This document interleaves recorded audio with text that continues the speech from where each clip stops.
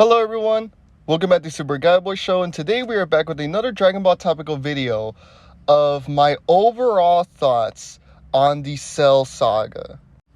This video is a long time coming for me. Ever since I started on the Cell Saga back around February, right after the Android Saga, I have been very anticipated on this arc of how it was gonna be. Because if I'm truly being honest, the reason why I even started on Dragon Ball in the first place was to get to the Cell Saga. I remember back from like a year ago, I was scrolling through Instagram and I came across a reel that was from the Vegeta versus Semi-Perfect Cell fight. And it was during the portion where they were fighting underwater. And I remember being very intrigued by the overall animation, the fight, the sound effects, the voice acting. I was all intrigued by it that I started reading OG Dragon Ball just by that. And it took me a very long time to finally get to the Cell Saga, get to the main arc that got me into this series in the first place. And that is why I'm gonna say it that after finishing the Cell Saga and having the last couple of days digesting it and, letting my feelings and my grievances pass by, I can safely say that I do think the Cell Saga is easily the worst arc in Dragon Ball. Hey, shut your fucking bitch ass up, nigga! Yeah, I know that saying that the Cell Saga is the worst arc in Dragon Ball is pretty much like blasphemy. It's easily one of the most well-regarded arcs in anime in general. A lot of the fights are considered some of the best in the series and in manga history and stuff like that. But for me, the Cell Saga is sloppily written. It is such an inconsistent arc in a lot of ways. Now, let me go and start where it all begins. At the beginning, I do think the beginning portion of the Cell Saga is very strong.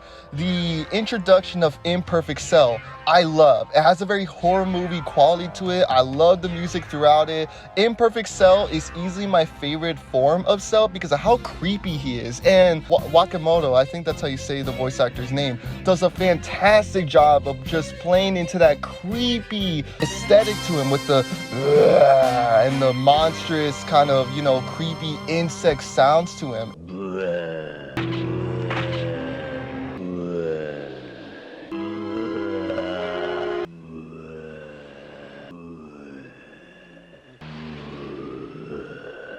And Piccolo in this portion of the story, I really do like. I was very disappointed by the way he was utilized in the Frieza saga, how he mainly just stayed much in the background, which obviously made sense because he was dead and he was in King Kai's planet.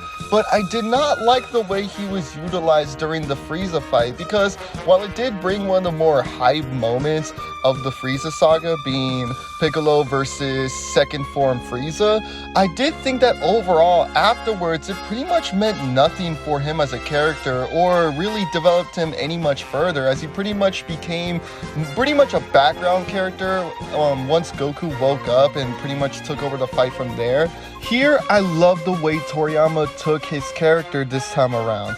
Him having this very arrogant and egotistical edge to him after the brand new fusion, how very boastful he is against Imperfect Cell, how much more stronger he is.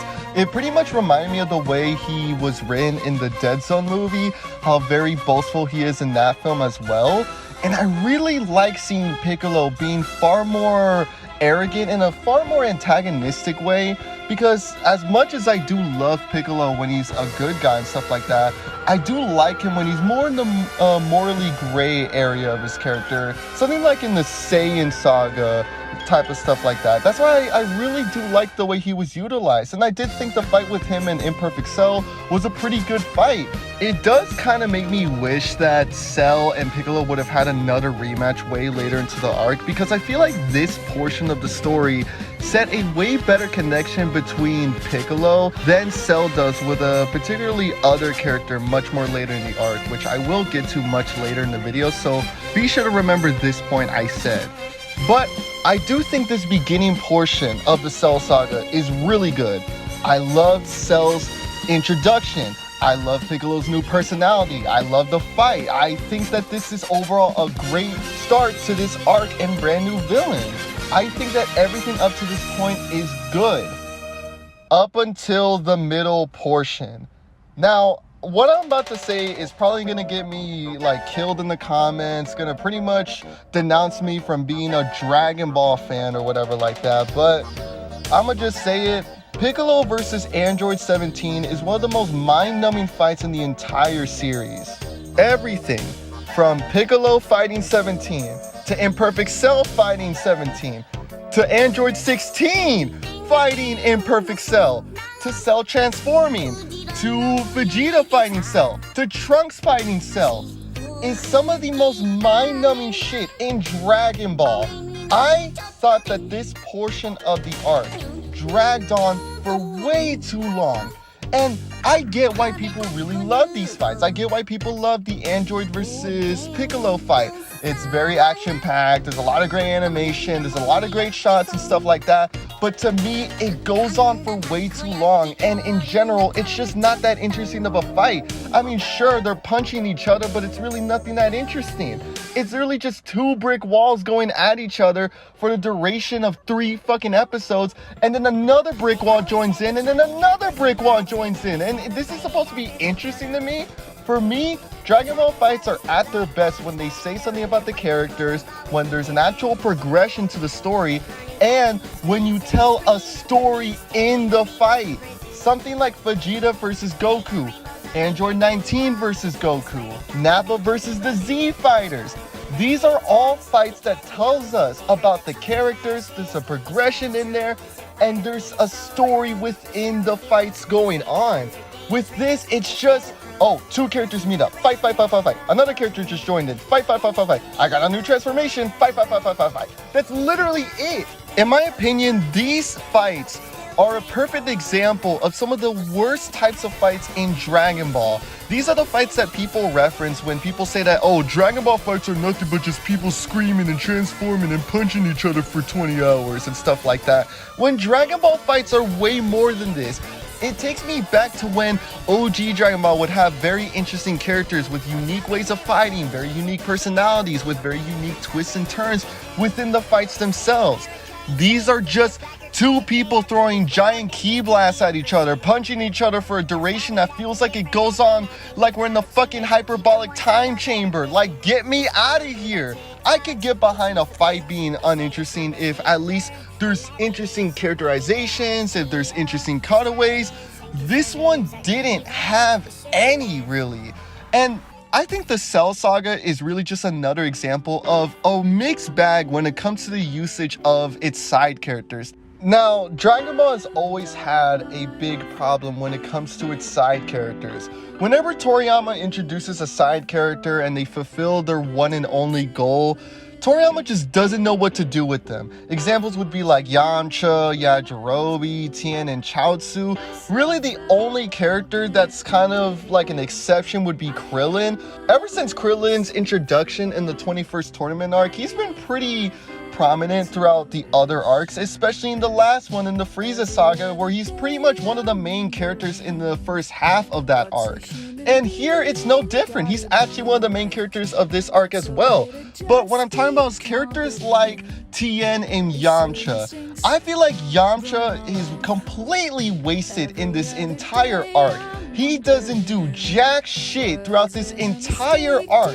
He makes a couple of wishes near the end, but outside of that, he doesn't fight. There's no progression with his character. There's not really much of an interesting characterization with him at all. He doesn't do shit throughout this entire arc, which kind of annoys me because he's easily one of the best characters out of the Z Fighters. I think he's a pretty interesting character that he just gets wasted upon, which is kind of sad because what was the point of bringing him back from the Frieza Saga if he wasn't going to be utilized in an interesting way? The same goes for Tien, one of my favorite characters in Dragon Ball, because outside of that one scene of him holding back Semi-Perfect Cell, he pretty much gets wasted out of this arc. And I know that scene alone, a lot of people love it, a lot of Tien fans love it. I like that scene as well, but for me, that isn't really a shining example of Tien as a character. For me, scenes like this from the 22nd tournament arc, the King Piccolo arc, the Saiyan Saga, in my opinion, are far more better and rank much more higher for me showcasing why Tien's a far more greater character than what a lot of people really give him credit for. This he's just used as a plot device, and afterwards Toriyama just doesn't know what to use him for afterwards because he just doesn't do shit. I don't even need to mention Chaozu because Chaozu just stays in the fucking background. Like, what the fuck was the point? It makes me even more mad knowing that they were on King Kai's planet from the Frieza saga, and we know that they at least can fight, seeing as they took down the Ginyu Force, because here, they just don't do shit. Like, what the fuck was the point of even bringing them back? Like, what the fuck was the point of bringing them back from the Frieza saga if they have no progression with their characters? I'll tell you why. Because they're not strong enough. Yes, I'm actually gonna get into the topic of how power scaling really fucked up this story's narrative. Now, here's the thing. I do like the way how power scaling was used in the Saiyan saga. I think there it added a bit to the story when it came to knowing which characters are more stronger, but also it played into the narratives of the fights themselves. It makes the Raditz fight far more tension grabbing because we know that both Goku and Piccolo are nowhere near as strong as Raditz. It's what makes the Z fighters versus Nappa such an intriguing fight because we know that both Vegeta and Nappa are far more stronger. Is what makes the Vegeta versus Goku fight that more interesting. Is that we know that Vegeta is an elite and he's a high-class Saiyan warrior, but Goku is someone who grew up on Earth. He's someone that takes a lot of those ideals to heart. He wasn't given the same Saiyan privileges or Saiyan pride as Vegeta. He is his own person that forms his own ways through hard work, instead of with Vegeta is through talent.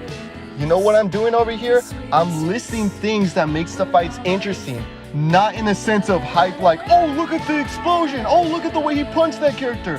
No, it says something about the characters and the story within the fights. Here, if you're not as strong as these characters, you pretty much just have no other story. You have nothing to do besides just sit around and make comments of the fights that everyone else can pretty much make. This is pretty much like how in the OG Dragon Ball tournament arcs, where Oolong and Bulma would pretty much comment on the fights with stuff like, wow, he was so fast I couldn't even notice that. You know what's so crazy? The martial artist characters are now taking place of commentary that was once utilized for the non-martial artist characters. That's how far they have fallen from grace, guys. Give me something different, Toriyama. Give me something different. And he almost does. He almost does.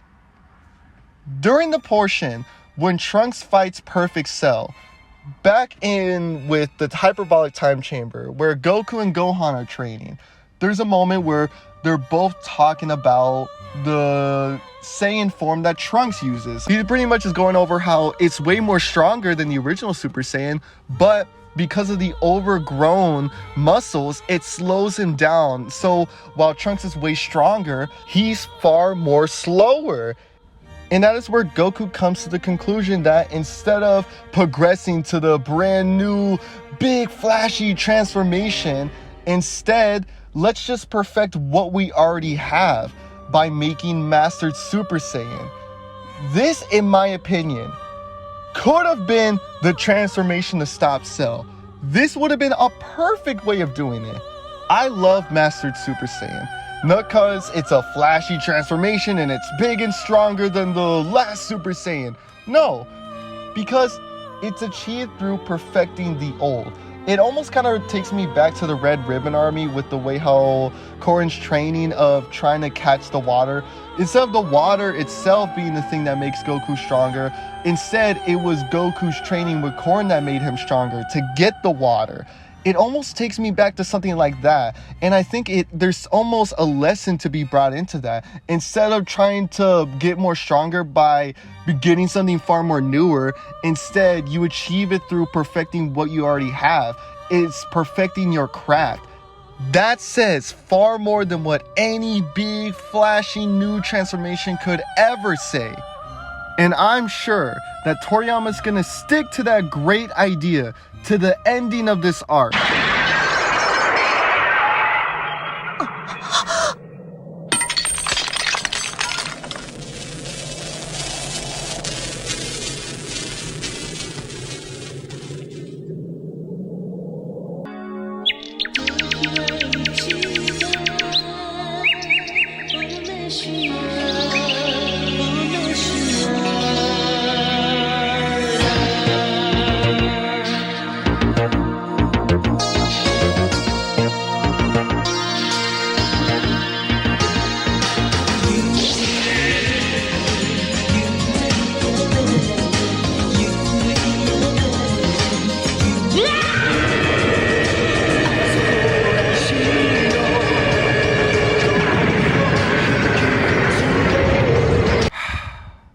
This arc just really loves to disappoint me. They always said that Charlie Kirk was a Nazi, then they celebrated after